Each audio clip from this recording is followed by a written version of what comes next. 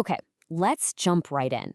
We're going to unpack a really fascinating and honestly pretty critical disconnect that's happening right now in China's fashion world. It's a story about schools, big brands, and a huge talent gap that all starts somewhere you might not expect inside the classroom. And this quote right here from a student at a top Chinese university, this is our first big clue. It just tells you so much. It's not just about students being a little shy. It's a deep-seated social norm that completely shapes the learning environment. And as we're about to see, it has massive ripple effects on the entire industry.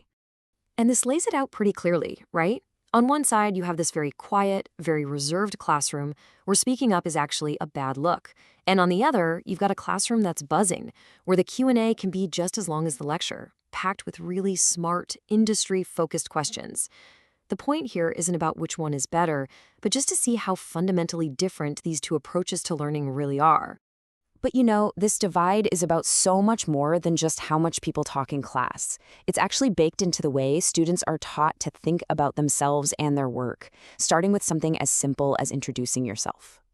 This is just so revealing. When you ask Chinese students to introduce themselves, a lot of them just give their name and their major. That's it. They expect their portfolio to do all the talking.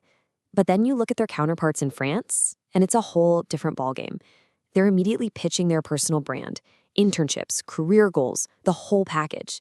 They see themselves as professionals in training, not just students.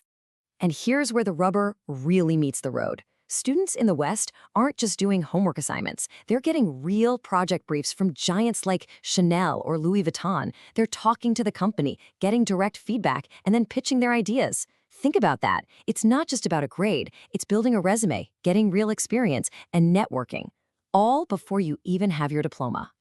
So that leads us to the big question, doesn't it? We've seen how different things are in the classroom. But what happens when these students graduate and try to get a job? What does the industry actually need? And this is where we shift from the university to the boardroom. Because businesses in China are running into this huge problem. They're desperately searching for a special kind of employee, a unicorn, if you will, that the education system just isn't creating.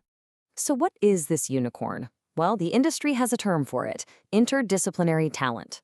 Now, I know what you might be thinking. Is this just corporate speak for wanting to hire one person to do two jobs? But it's not really about that. The thing is, today's problems are complex. You need people who can connect the dots between different fields. I mean, just look at these examples. To make it in fashion now, you can't just know about product. You have to understand business and culture and art. Even something like AI isn't just code.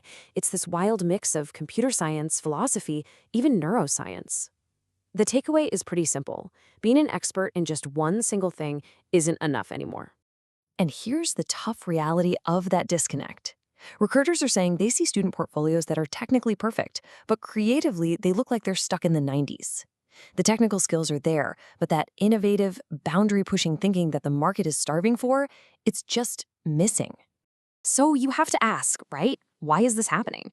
To really get why there's such a massive gap, we have to dig a little deeper and look at the actual structure of the whole educational system.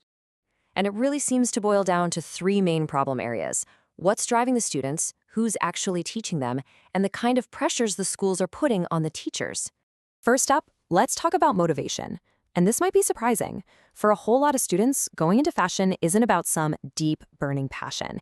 It's actually a strategic move because the grades you need to get into those programs are lower than for other majors. So from day one, the talent pipeline isn't necessarily filled with the most dedicated people. Whoa, okay, this chart right here really tells the story. In Western schools, something like 80% of the professors are actual industry professionals who teach on the side. They bring the real world into the classroom. Compare that to the Chinese system, where most of the faculty are career academics who've basically spent their entire lives in the ivory tower, totally disconnected from how fast the industry is changing. And finally, you have these institutional pressures.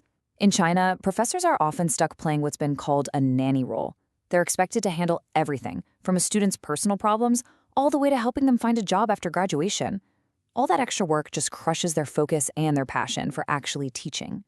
So, when you put all of this together, the classroom culture, the outdated curriculum, the systemic issues, what you get is this huge, painful mismatch.